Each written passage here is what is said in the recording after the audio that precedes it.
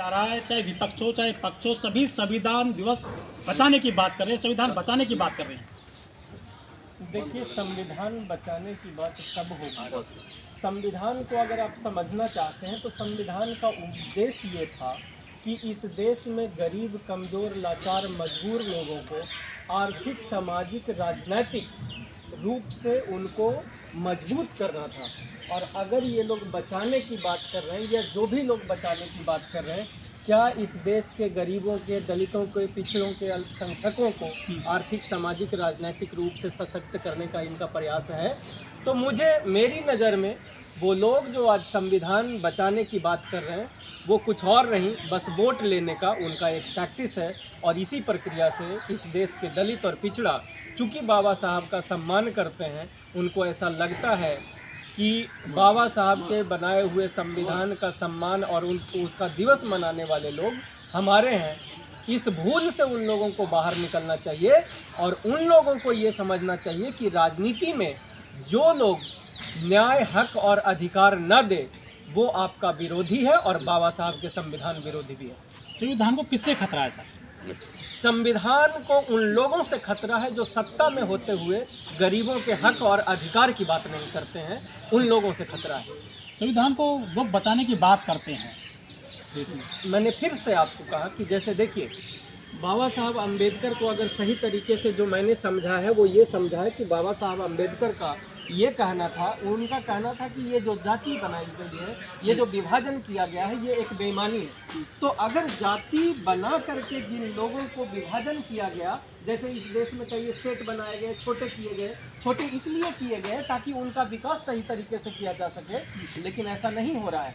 जिन लोगों की जितनी संख्या है, जितनी आबादी है, उन लोगों की उतनी हिस्सेदारी, भागीदारी और उनकी साझेदारी अगर व्यवस्था सरकार में, सरकार की नीतियां बनाने वाले जगहों पे और सरकारी तंत्र में अगर उनका हिस्सेदारी हो जाए और सरकारी रुपयों में हिस्सेदारी हो जाए। अभी हमारे दिल्ली यूनिवर्सिटी के प्रोफेसर रतनलाल जी बोल रहे थे कि यहाँ पे जो अभी बजट बनाया गया है सब प्लान का, जो इंदिरा गांधी ने बनाया था, उस सब प्लान का जितना रुपया उन लोगों को मिलना चाहिए था, वो रुपया आज जिनकी आबादी 15% है उनको 3% दिया जा रहा है और जिनकी आबादी 7% है उनको मात्र 2% के आसपास दिया जा रहा है। ये लोग कैसे संविधान बचा सकते हैं? इसका मतलब ये लोग सिर्फ वोट लेने की साजिश कर रहे हैं।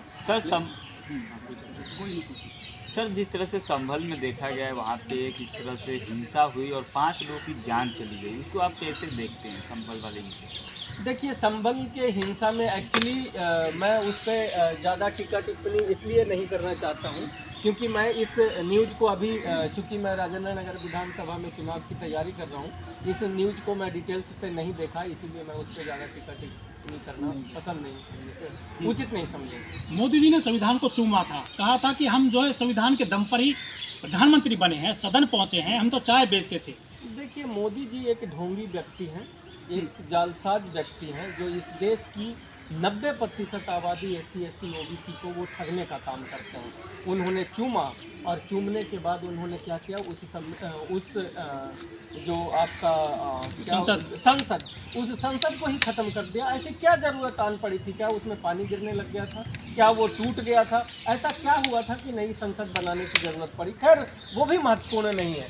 महत्वपूर्ण ये है कि पिछले 10 वर्षों में मोदी जी के राज में इस देश के SC ST OBC के लोगों को कितनी नौकरी, रोजगार, व्यापार, ठेकेदारी और सरकारी तंत्र और सरकारी रुपयों में हिस्सेदारी मोदी जी ने दिया।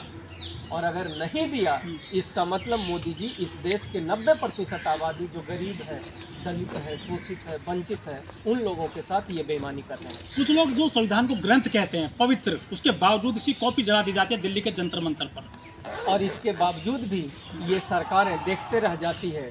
इसका मतलब है कि इन सरकारों की मंशा इस पवित्र ग्रंथ को बचाने की नहीं। और एक्चुअली ये ग्रंथ पवित्र क्यों है? पवित्र इसलिए है क्योंकि ये इस देश के गरीब, कमज़ोर, लाचार, मजबूर लोगों को हिस्सेदारी की बात करती है और उनके लिए ये पवित्र ग्रंथ है। और जो हुक्मरान लोग हैं, जो 10% जो अमीर लोग हैं, जो ऊंचे लोग हैं, जो बड़े लोग हैं, वो उसको जलाने का काम करते हैं। और चूंकि वही लोग और उनके रिप्रेजेंटेटिव सत्ता में बैठे हुए हैं, तो वो लोग भी उसका परोक्ष रूप से समर्थन करते हैं। यदि 400 सीटें आ जाती बीजेपी की 2024 के लोकसभा चुनाव में तो संविधान खत्म हो जाता है, ऐसे नारे दिए गए थे। देखिए, संविधान तो खत्म आज भी है, हाँ, बस उसका एक ढांचा बच गया है, लेकिन उसके अंदर में तो सब कुछ खत्म कर ही दिया गया है। जैसे मैंने आपको बताया, मेरी जो समझ है वो ये है कि राजनीति का मतलब होता है रुपया, और रुपया का मतलब होता है कि हर व्यक्ति जो इस देश में वोटर है और नैतिक आधार पे जो वोटर है, उस व्यक्ति को उसकी हिस्सेदारी मिलनी चाहिए जो सरकार का बजट है। लेकिन सरकार के बजट का व्यक्ति को अगर उसकी हिस्सेदारी नहीं मिल रही है तो इसका मतलब है कि यहाँ पे बेईमानी हो रही है। और मेरा मानना है कि चाहे मोदी जी हो, चाहे और कोई दूसरा नेता हो जो इस बारे में बात नहीं करता है कि इनको सरकारी नौकरियों में, रोजगार में, प्राइवेट नौकरियों में, ठेकेदारी में, इन चीज़ों में जब तक इन लोगों को हिस्सेदारी नहीं दी जाएगी, इनको आगे लेकर के नहीं आया जाएगा, गवर्नमेंट इंस्टीट्यूशन में जब हिस्सेदारी नहीं दी जाएगी, तब तक संविधान को मैं मानूंगा कि इन लोगों ने लगभग ख़त्म कर ही दिया है। और अगर आप मोदी मोदी कर रहे हो बार बार, तो पिछले 10 सालों में एक ऐसा काम बता दो जो मोदी जी ने संवैधानिक तरीके से किया है। मैं तो हर काम, चाहे इलेक्शन हो, चाहे चुनाव हो, चाहे और दूसरी जो प्रक्रिया हो रही है, ठेकेदारी होती है, उसमें भी बगलिंग होता है। इनके जानकार को ठेकेदारी लाखों करोड़ों और अरबों रुपया का दे दिया जाता है, उन लोगों को ठेकेदारी दे दिया जाता है जिनके पास एक्सपीरियंस नहीं होता है। तो मोदी जी तो एक छल करने वाले व्यक्ति हैं जो इस देश के 90% आबादी के खून चूस करके चंद लोगों को अमीर बनाने का काम कर रहे हैं। जो गोलवालकर की किताब में लिखी हुई है कि जब भी सत्ता और सरकार में तुम आ जाओ तो चंद लोगों के हाथ में इस देश का 80% रुपया जो है उनके हाथ में दे दो तो तुम सत्ता से बाहर कभी नहीं होगे। अडानी, अंबानी, ये उनके वही मित्र हैं जिनके हाथों में ये रुपया पहुंचाने और भेजने का काम कर रहे हैं। पार्टियां चुनाव लड़ रही हैं कि हम संविधान को बचाएंगे, उसके बावजूद वो चुनाव नहीं जीत पाएंगी इस बार। मैं तब कहता हूँ कि देखिए, अभी आज